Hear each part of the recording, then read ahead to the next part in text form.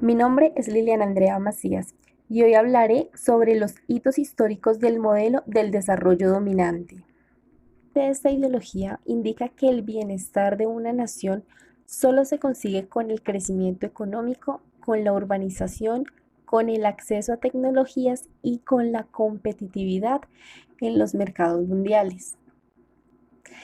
Empezó con la división del mundo en el siglo XVI entre metrópolis y colonias, con la separación de países civilizados y países bárbaros, lo que después se conocería como neoliberalismo económico.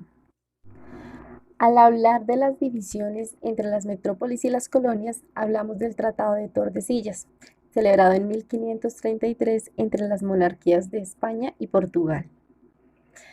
A través de tal documento, se formalizó el reparto del Nuevo Mundo. Durante los periodos de la conquista y de la colonia, los territorios conquistados se transformaron en periferias de un centro o metrópoli, lo que llevó a una división internacional del trabajo. Por un lado, las economías de las periferias o colonias se especializaron en la explotación de las materias primas, que enviadas a las metrópolis estimularon las revoluciones industriales.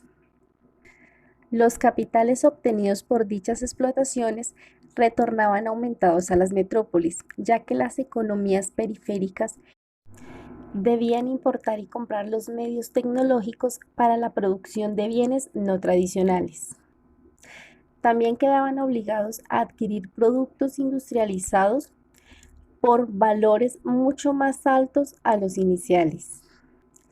El desarrollo de las colonias fue la condición necesaria para perfeccionar el capitalismo monopolista y el auge del imperialismo.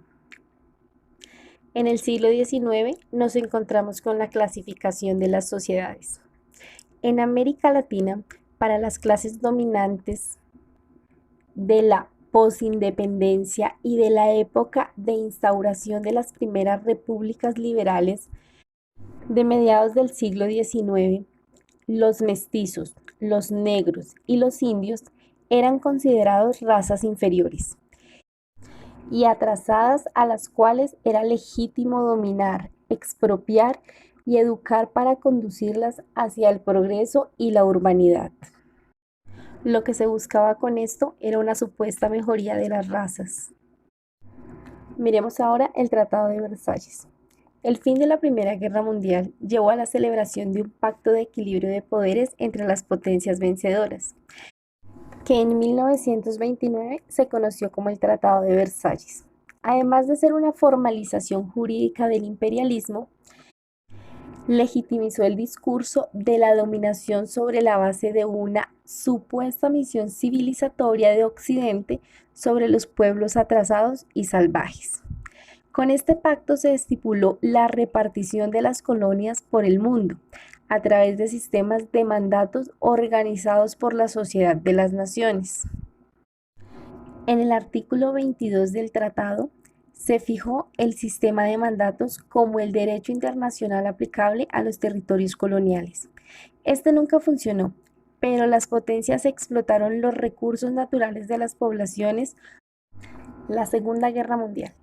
Tras la Segunda Guerra Mundial, Estados Unidos y la Unión Soviética emergieron como superpotencias al mando de dos grandes bloques socioeconómicos y militares.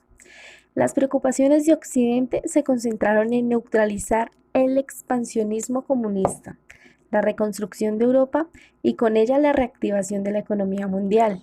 El discurso de posesión del presidente Truman en 1949 reflejó el espíritu de la época. Se mencionó por primera vez la dicotomía desarrollo-subdesarrollo.